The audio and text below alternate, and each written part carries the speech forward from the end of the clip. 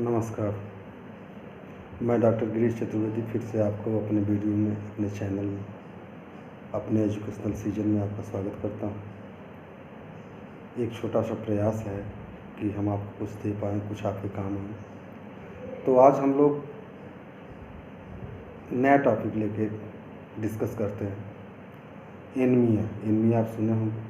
अभी तक हम लोग ब्लड के विषय में बहुत कुछ जाने। आज हम एनीमिया की चर्चा करेंगे। एनीमिया का हिंदी में अर्थ होता है रक्त अल्पता। एनीमिया बहुत ही ज़्यादा पाए जाने वाला रोग है। आज हम उसके कॉस्टिक फैक्टर पे क्लासिफिकेशन करेंगे, कॉस्टिक फैक्टर पे आधारित, जो कि फिजियोलॉजिकल भी कहा जाता है। 3 तरह से इसका क्लासिफिकेशन किया गया है: physiological, pathological, clinical. Caustic factor ही फिजियोलॉजिकल है। तो आज हम लोग फिजियोलॉजिकल क्लासिफिकेशन एक एक पढ़ेंगे। इसके कितने टाइप हैं मैं आपको एक एक वीडियो में डिस्क्रिप्शन देते जाऊंगा, आप पढ़ते जाइए। आज जो फिजियोलॉजिकल या कॉस्टिक, इसके आधार पर जो क्लासिफिकेशन है, सबसे फर्स्ट है डिफिशियंसी एनीमिया। डिफिशियंसी एनीमिया ये फर्स्ट है और बहुत ही कॉमन है। This type of anaemia is most common types seen in the clinical practice. ये जो इस टाइप का एनीमिया है, ये सबसे ज़्यादा मिलने वाला क्लिनिकल प्रैक्टिस टाइम में सबसे ज़्यादा मिलने वाला एनीमिया है।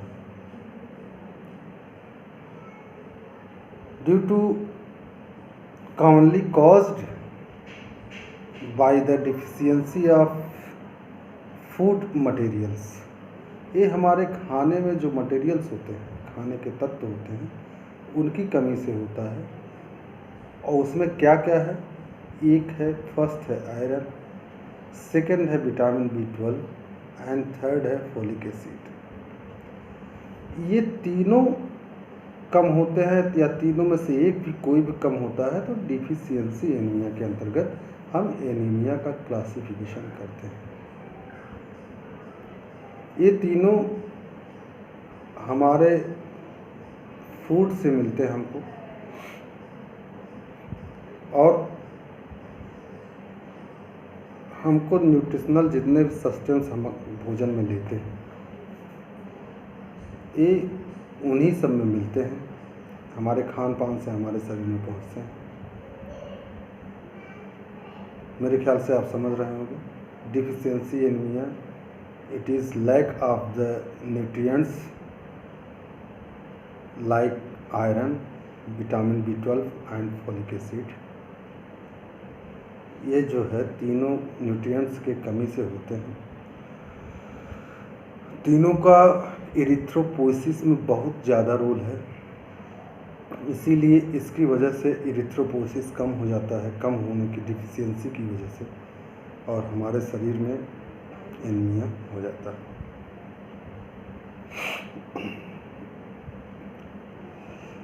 This may be also due to the increased demand of these food material as in pregnancy, lactation and during growing age of the person.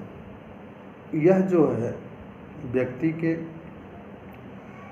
जब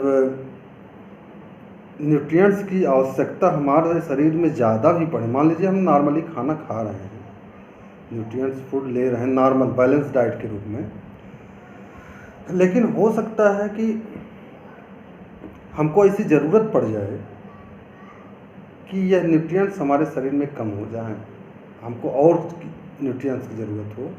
और यह अक्सर प्रेगनेंसी में, जब माँ गर्भ से होती है, गर्भ में बच्चा होता है। लैक्टेशन का मतलब होता है ड्यूरिंग फीडिंग, ब्रेस्ट फीडिंग। तो जब माँ अपने बच्चे का दूध पीता है, उस समय इन तीनों तत्वों की आवश्यकता हमें ज़्यादा पड़ती है, पहले की अपेक्षा बहुत ज़्यादा पड़ती है। और जब बच्चे विकास करते रहते हैं, सबसे ज़्यादा तेज़ी से बढ़ते रहते हैं, growing age, that is called growing age, उस समय भी इसकी आवश्यकता बहुत ज़्यादा पड़ती है। तो इस समय भी ये अक्सर हो जाता है। The anaemia is also caused due to the worms in the intestine. इस टाइप का एनीमिया वर्म्स के कारण से भी हो सकता है, लाइक हुक वर्म है, राउंड वर्म है। इन वर्म्स की वजह से भी हमारे शरीर में हो सकते हैं।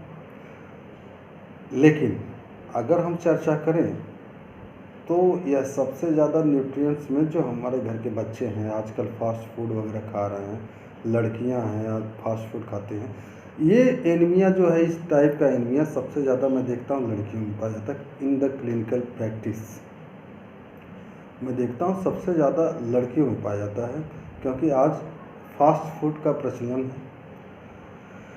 अक्सर मैगी वगैरह खा ली, हरी सब्जी लोग कम खाते हैं, दाल का सेवन कम कर रहे हैं,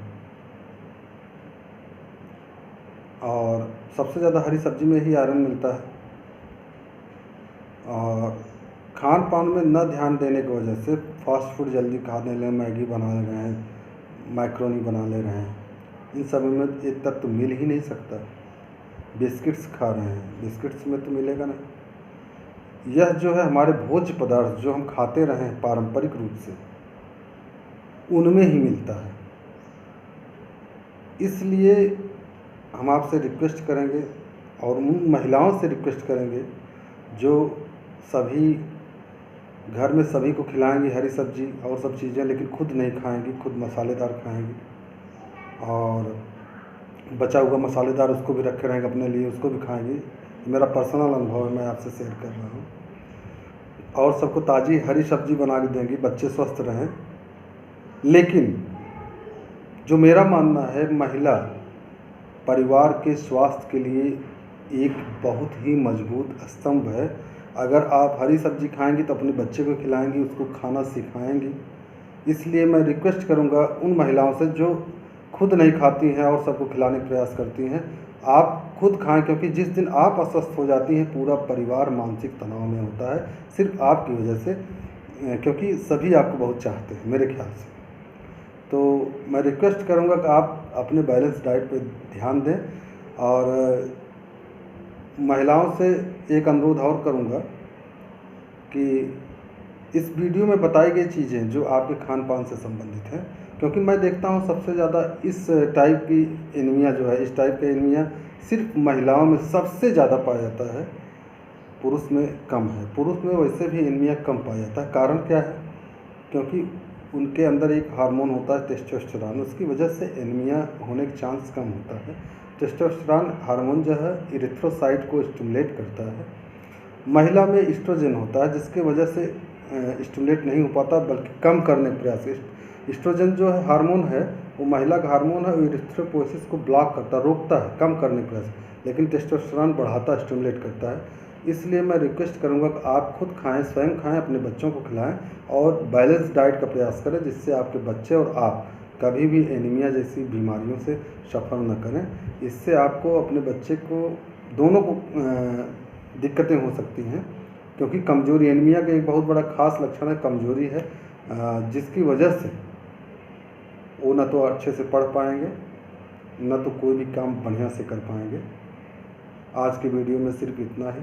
नेक्स्ट जो है इसका हम लोग जो क्लासिफिकेशन कर रहे हैं, फिजियोलॉजिकल या costive factor, depend upon costive factor, इन सभी पे आगे बढ़ते हुए नेक्स्ट वीडियो में इसकी चर्चा करेंगे। आज के लिए इतना ही काफ़ी है।